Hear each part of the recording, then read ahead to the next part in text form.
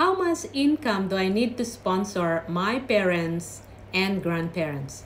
But before that, please like and share my video para nang sa ganun ma-reach out po natin yung mga parents and also yung mga anak na gustong i-sponsor para maging permanent residents ang kanilang mga magulang or kanilang grandparents.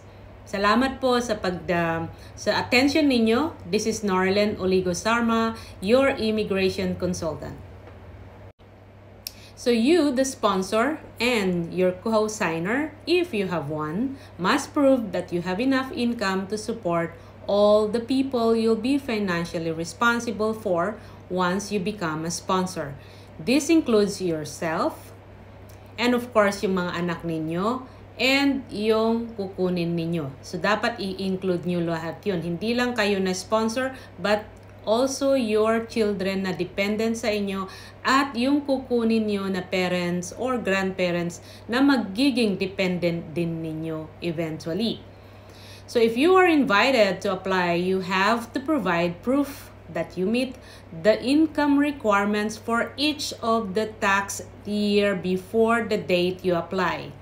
We can't, that's what they said, we can't assess whether you meet the income requirement until you apply if you are invited. So that means when you actually apply for intention to sponsor your parents or grandparents, hindi po nila hahanapin yung inyong notice of assessment.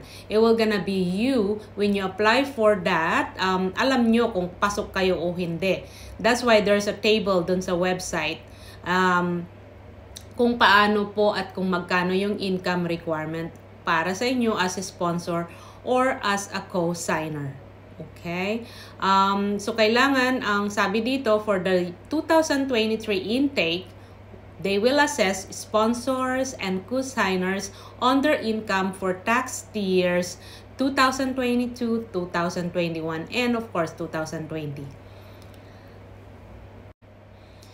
Since many sponsors and co-signers may have been affected financially by the COVID-19 pandemic, the income requirement for the 2020 and 2021 tax years have been reduced to the minimum necessary income.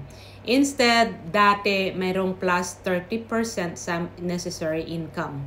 So, inalis po yun because of the COVID-19 pandemic, naapektuhan yung mga financial capability ng mga sponsor. Also, family class sponsors and co-signers will be able to count these benefits in their income calculation for the 2020 and 2021 tax year. Regular employment insurance benefits rather than just special employment insurance benefit, kasama yon. Any Canada Emergency Response Benefit issued under the Employment Insurance Act or Canadian Emergency Response Benefit Act. Other temporary COVID-19 related benefits as long as they are not part of provincial or territorial social assistance program. So may exemption po. But that rule is only for 2020 and 2021. Hindi po naaapektuhan yung requirements for the year 2022. So combined proof of income between the sponsor and co-signer, for example, the sponsor submits 2 years of notice of assessment and the co-signer submits 3 years of notice of assessment, doesn't meet the requirements under the Immigration and Refugee Protection Regulation.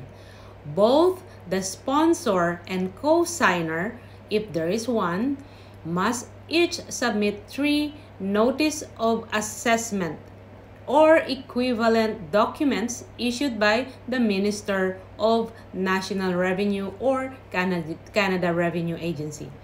The assessment must be for the 3 tax years immediately before the date they receive the application.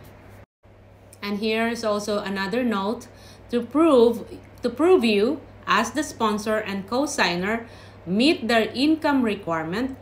You must include your notice of assessment from the Canada Revenue Agency for the last 3 tax years before you apply: 2022, 2021 and 2020 for the 2023 intake. The easiest way to prove your income is to give us give the immigration the permission to get your notice of assessment directly from the CRA. This is your way. That's why they want your notice of assessment, your notice of assessment, and they want also your 9-digit social insurance number para po magkaroon ng opportunity ang immigration, and you're allowing them to reach out the CRA or Canada Revenue Agency to check or calculate yung inyong income. So ngayon, ang sabi nga nila, when you apply for intention to sponsor your parents, hindi po nila i-check yung inyong income. Nasa sa inyo po yun kung alam mo na qualified kayo. But there are a lot of people po, a lot of children, they're hoping for some miracle instead of they give up kasi nga hindi nila reach out yung kanilang income. They still want to apply. So ang dami po talaga na nag-apply na alam nilang they're hanging yun sa kanilang income. But you know what, guys? I always believe in changes in terms of immigration program. I always believe in taking a chance. I always believe in gambling every opportunity na you don't know. Kasi nga, hindi mo alam if they can change or anything. So, always do that. I believe na it's not recommendable, but para sa akin, if you want to bring your parents here, do everything you can para makapunta sila dito in the first place. Most of the children actually they apply for tourist visa sa kanilang mga magulang or super visa if they can afford, at saka yung 1 year na insurance. So ayun po, I hope na this information is clear sa inyo. You can always repeat yung inyong yung video para nang sa ganun mas clearer.